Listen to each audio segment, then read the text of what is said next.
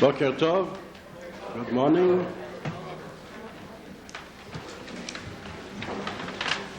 It's a known saying that since the destruction of the temple, since the prophets disappeared, futurology or forecasting or knowing what will happen in the future has been given to two categories of people. I don't want to mention them. Now, we are trying today to look into the 21st century, and for the first, I'm glad to say we're going to have somebody who is going to be an optimist. His theme, luckily, is a vindication of Jewish optimism. It is Egon Friedler, who comes to us from Uruguay. From the very beginning of this movement, he's actively participating in this movement. He is writing for many years, 35 years, in the main Uruguay newspaper El País, and interesting that his writing is both on foreign affairs, editorials on foreign affairs, but also for many years as a critic of music and dance. He was writing and is writing in a number of newspapers in the United States, in Israel, in Venezuela, Brazil, Argentina, Mexico, and where not. And he also coordinated in his country the activity on behalf of Soviet Jewry. For instance, in '88, he went with a delegation to Russia, where they talked to top people after visiting and meeting with Shevardnadze to release the refuseniks.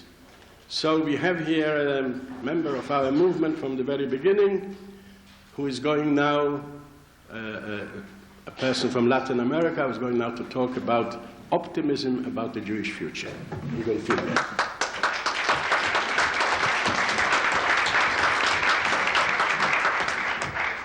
There were many controversial issues in this colloquium, but there is a general agreement on one fact.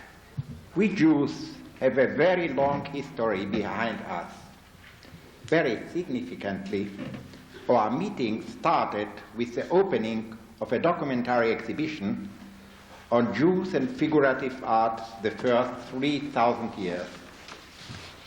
Therefore, when we ask what is the situation of the Jewish people today, or what will its situation be tomorrow, we should first answer another question. What was our situation yesterday? In our 3,000 or 4,000 or 5,000 long history, yesterday could be a century ago. Actually, let us consider the situation of the Jewish people in the world of 1895. In this year, three important events took place. Karl Lueger became the mayor of Vienna after his anti-Semitic party had won a majority. In France, the officer Alfred Dreyfus was publicly demoted in a degrading ceremony, while the mob cried out, "Death to the Jews." And Theodor Herzl wrote his famous booklet, The Jewish State. Jews everywhere were mistrusted, despised, and hated. 100 years after the French Revolution, the Middle Ages were not over for European Jewry. In Tisla-Esler, Hungary in 1882, and in Xanten, Germany in 1891, Jews were accused of killing Christian children to use their blood for Passover. The first international anti-Semitic meeting took place in 1882 in Dresden. Other meetings of this kind took place in Kassel in 86, in Bochum in 89. The well-known German historian Heinrich von Treitschke made famous the slogan, "The Jews are our misfortune." And the German author Paul de Lagarde, a good many years before Hitler, spoke very openly about the need of the physical extermination of the Jews. All Europe was obsessed with the Jewish problem. Before even thinking about a Jewish state, Herzl found an easy and comprehensive solution.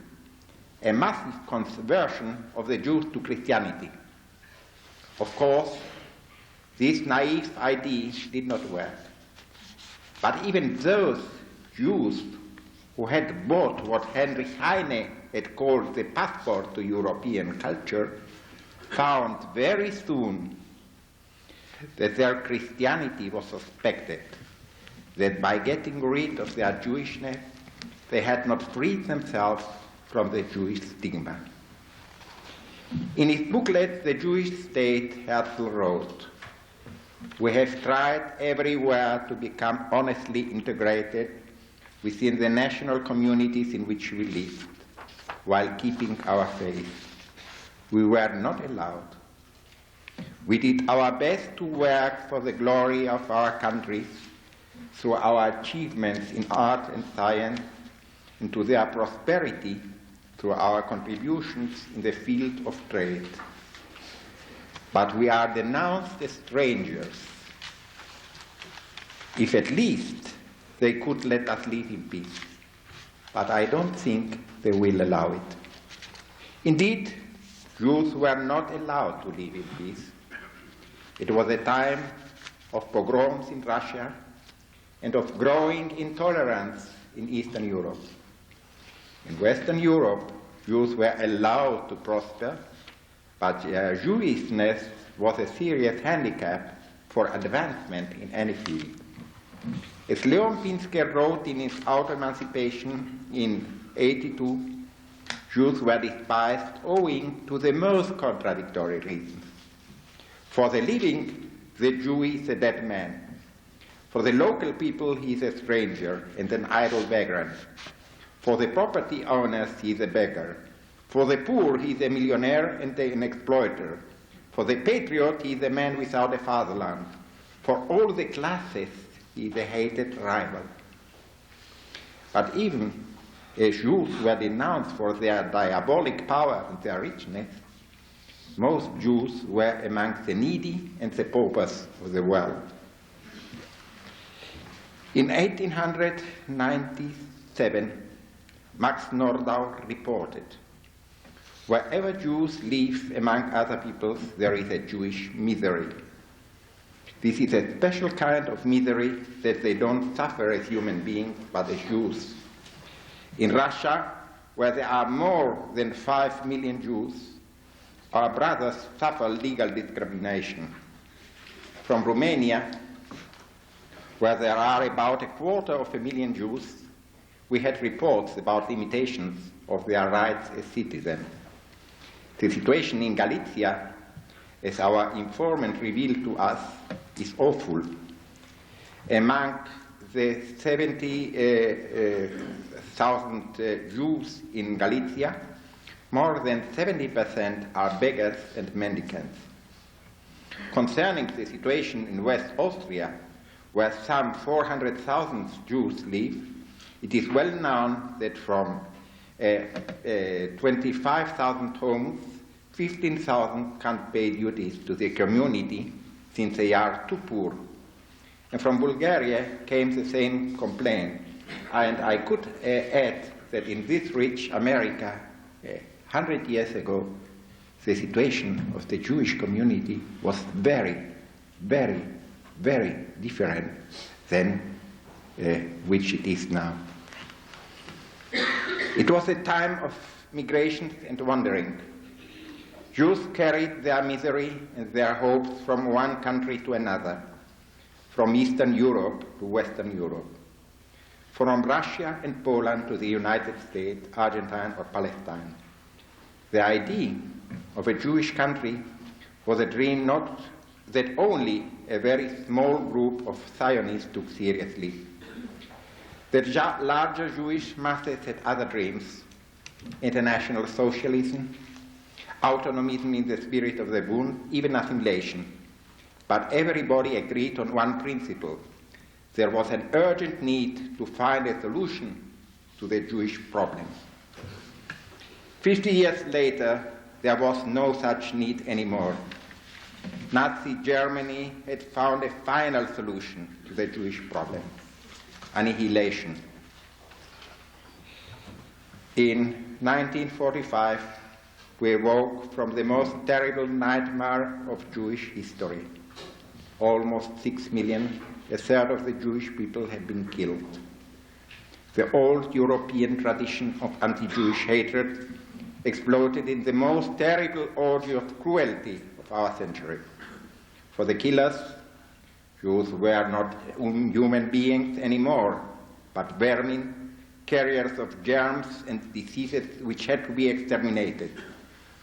After so much humiliation, suffering, and death, not much hope was left. The Jewish civilization of Central, Eastern, and Southern Europe disappeared. A whole culture in Yiddish had been killed. East European Jewry, for centuries a reservoir of Jewish culture and creativity, disappeared forever. In 1945, the whole world lived the terrible aftermath of the Second World War with its 50 million victims. But no other people had been chosen for extinction by the Nazis in the way the Jewish people was chosen. The tragically unresolved Jewish problem became once more an international issue. In 1944, the Palestine issue was preparing itself for independence and for a struggle for its life. But nobody could be sure then that 3 years later a Jewish state would come into being.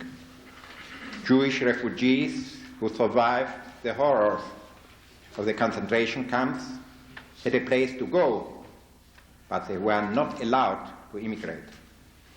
Great Britain had full authority over Palestine, as 50 or 500 years ago, Jews were again a wandering people. The old specter of Ahasuerus, the wandering Jew, refused to disappear. But now, 50 years later, the wandering Jew doesn't exist anymore. Jews in trouble have now a place to go, a Jewish state where they are received as brothers. No other ideological trend in our century had such an overwhelming success as Zionism. Its creation, the State of Israel, is, in spite of all its shortcomings, one of the main achievements of humanity in the 20th century and of the Jewish people in its whole history. But of course, not everybody sees it that way. We all remember when Zionism was equated with racism in the United Nations very few years ago, and Israel was isolated in the international community. We all remember the confrontation of tiny Israel with the Arab states, the so-called Third World, and the powerful Soviet Union. We all remember the years when democracy seemed to be an endangered species and communism seemed to be the wave of the future. But in 1989, the most powerful ideology in our century, which also had been the main rival of Zionism for the soul of Jewish youth, fall down like a castle of cards. The historical victory of Zionism over communism had also meaningful practical results. The exodus of Soviet Jewry to Israel. Only within several years we will fully understand the real extent of this blessing for Jewish revival and creativity. It would take us too much time to enumerate all the achievement of the State of Israel in all fields of life. It will also take us too much time to enumerate its shortcomings. And the same could be said about the diaspora. Every dream ends when it becomes reality. And realities are always more complicated and not as beautiful as dreams. But if Herzl would come back to life for the celebration of the 100 years of a Jewish state, he would be astonished to find a strong, military and economically powerful Jewish state which has won 5 wars against its Arab enemies and is now making peace out of strength and moral determination with its most bitter and difficult enemy, the Palestinians. He would be astonished to find that Jews in the world are not anymore among the paupers, the persecuted, the powerless, but among the achievers in many fields and mostly in the intellectual field. He would be deeply surprised to find that many peoples were transformed by ethnic wars in wandering Jews, while Jews everywhere feel more secure than in any other time in history. He would understand, like all of us, that the curse of Ahasuerus is over for good. Of course, we have many problems. Some of them very difficult, both in Israel and in the diaspora. Indeed, our people has a lot to worry about. 50 years after Hitler's death, he found zealous successors. Islamic fundamentalism has become a bloody enemy that knows no border. For the Islamic terrorists, Jews are legitimate targets everywhere, in Ramat Gan or Jerusalem, in Buenos Aires or in Lyon. As Nazi Germany before, the fanatics of Islam are not only a threat against Jews, but against our whole civilization. But just as civilization has overcome other totalitarian threats in our century, it will overcome totalitarian Islamic zealotry. The same could be said about the challenge of fundamentalist terror against Israel.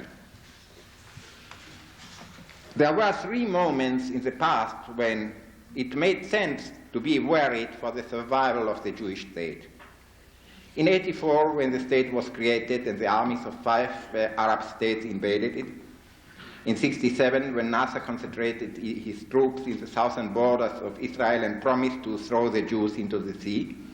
And in the first days of the Yom Kippur War in 1973, when the Egyptian and Syrian armies seemed to win the war against an Israeli army in disarray. Now, the survival of Israel is not challenged anymore. 16 years after the peace treaty with Egypt, a very important part of the Arab world has understood that it does not make sense to keep its state of war against Israel. In a few years, the beleaguered and isolated Israel has become a diplomatic success story. The number of new friends of the Jewish state is as large as astonishing, and it includes countries with different cultures, from Poland to Indonesia, from Kazakhstan to China. Of course, nobody can ignore all the difficult problems related to the peace process, but internally and externally, both internally and externally, every step forward will bring strong reactions from both Jewish and Arab diehards. But in the end, I believe that the forces of peace and common sense will prevail. We have already a kind of foretaste of what could happen in Israel's present prosperity. As this great statesman of the Jewish people, Shimon Peres, said, Israel is exporting this year with its brain $18,000, twice as what Saudi Arabia earns from its oil. This is greatness. The old Jewish dream to become a normal society has succeeded, perhaps too much. And you have to pay the price. This means not only to have your own factories, your own universities, your own army, but also your own criminals, your own prostitutes, your own drug addicts. No less complicated than the political and social problems are the cultural ones. From one side, theological messianism challenges Israel's democratic values. From the other side, postmodern shallowness, individualism, and emptiness are eroding the idealistic tenets which have built the state.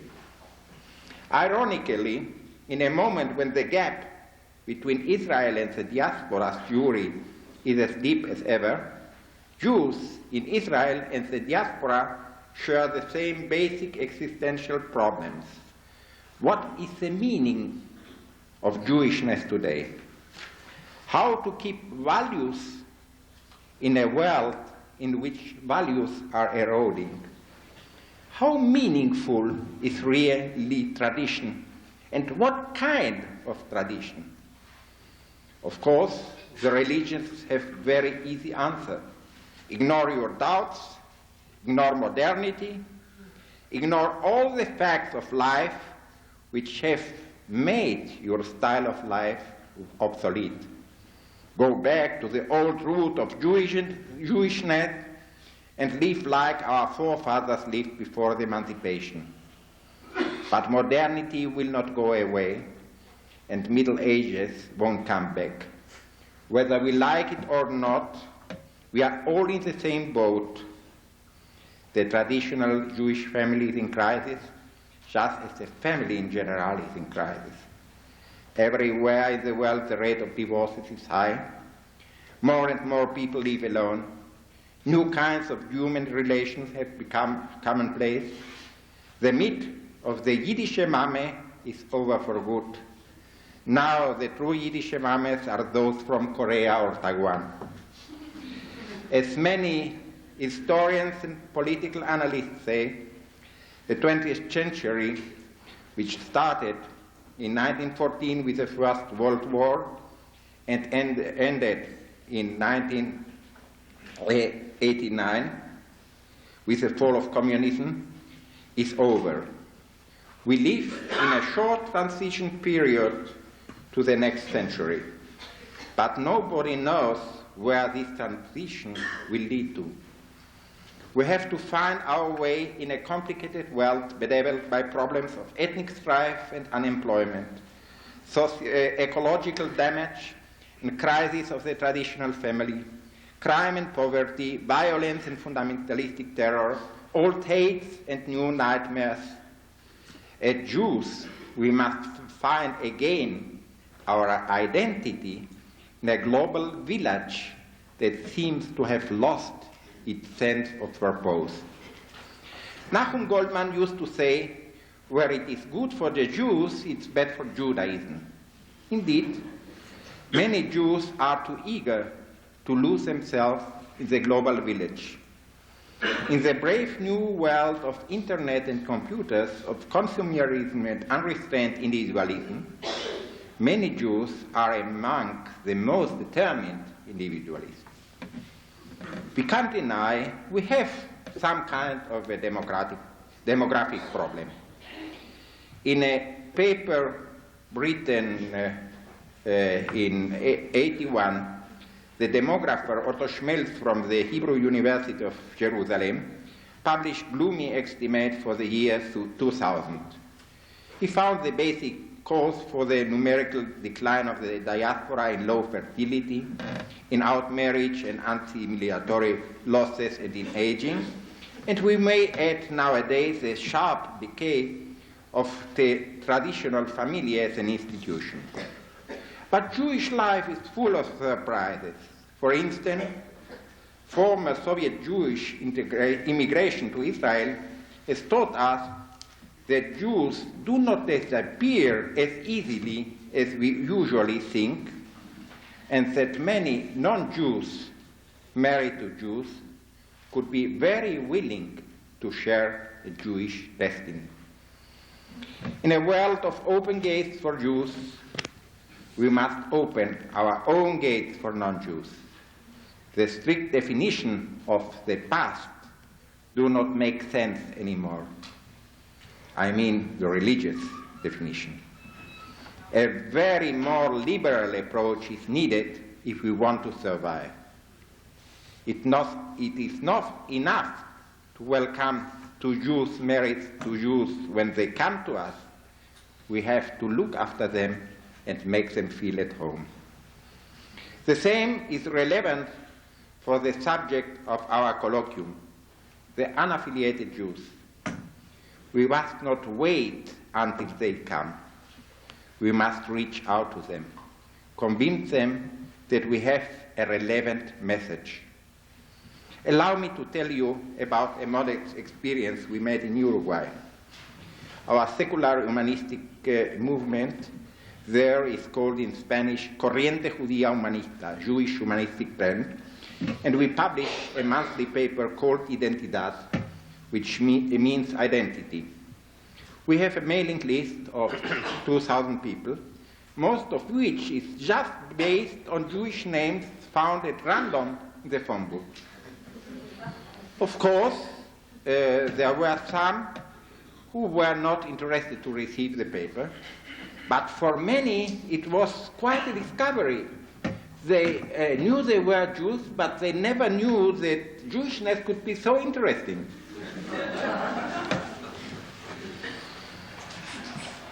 Fortunately, we do not speak with one voice. We have many different voices. This pluralism is our strength and not our weakness. We have many differences and sharp polemics between us, but no group has the right to deny Jewish legitimacy to another group. These many voices may help us to reach out different kinds of unaffiliated Jews. The problem we discussed in this colloquium is not only an American one, and not only a Jewish one. In an age of emptiness and individualism, it's more or less universal. People distrust organization and stay at home. But finally, this trend may be reversed. People will always need other people. You can do many things with a computer, but you can't discuss your feelings with it. Jewishness is and has always been connected with a sense of community, of togetherness, of a closely knit family.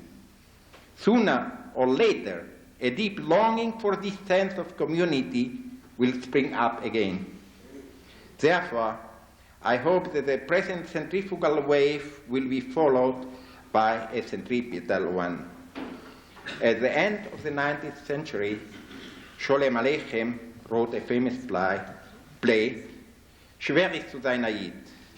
It's difficult to be a Jew, about Jewish life in Tsarist Russia. And the title of the play became a very popular saying. In our time, to be a Jew is not difficult anymore in the sense it was in Sholem Aleichem's time, but is a wonderful and demanding human challenge, relevant not only to us, but also to the generations to come. Thank you.